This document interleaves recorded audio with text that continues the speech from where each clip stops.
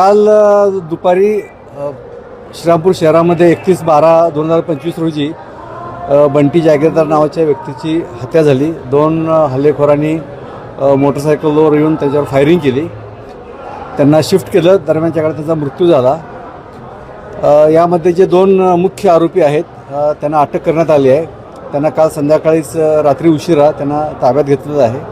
खात्री केली असं त्यांनीच गुन्हा केल्याचं त्यांनी कबूलही केलं आहे। हत्यारही आपण त्यामध्ये रिकवर केलं आहे।